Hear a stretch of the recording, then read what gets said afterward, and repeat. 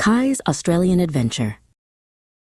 Kai waved goodbye to his family at the airport, a mix of excitement and nervousness bubbling inside him. He was off to Australia to learn English, a big adventure for a 10-year-old.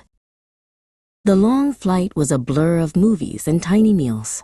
When he finally landed, the warm Australian air felt different, and the accents sounded like music he hadn't quite learned to dance to yet. His Aunt Bronte and Uncle Darcy were there, their smiles wide and welcoming. Settling into their cozy home, Kai felt a little shy.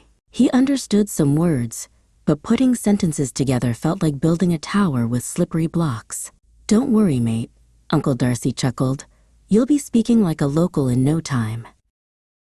School was even harder. The teacher spoke quickly, and the other kids' conversations zipped past him like speedy kangaroos. He often felt lonely, wishing he could join in, but the words just wouldn't come out right. One afternoon, during recess, a girl named Ruby noticed him sitting alone. She had bright, curious eyes. "Hi," she said slowly.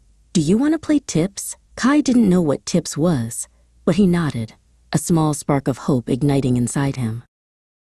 Ruby patiently explained the rules of Tips, a game of tag. Running and laughing, Kai found himself forgetting about his language struggles for a while. He learned new words like "your IT" and "catch me if you can" through action. The next day, Ruby invited Kai on a bushwalk after school. "We might see some cool animals," she exclaimed. Kai, though still a little hesitant about his English, felt a thrill of adventure. This was his chance to explore. Deep in the bush, they heard a rustling. "What was that?" Kai whispered, his heart thumping. Ruby pointed. High in a eucalyptus tree, a sleepy koala munched on leaves. "A koala," Ruby whispered back, her eyes wide. Suddenly, they noticed a small, colorful bird struggling on the ground. Its wing looked hurt. "Oh no," Ruby gasped. Kai, remembering a phrase from a book, said, "We help bird?" Ruby nodded, impressed by his effort.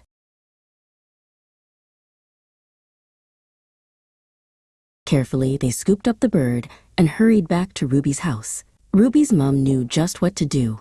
As they watched the bird being cared for, Kai realized something important. He might not speak perfectly yet, but he could understand, care, and connect. From that day on, Kai's confidence blossomed. He still made mistakes, but he wasn't afraid to try.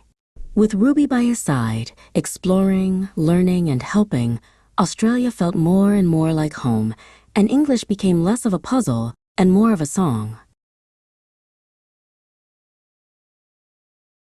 He knew his adventure was just beginning, full of new words, new friends, and new discoveries, all waiting for him in this amazing new land.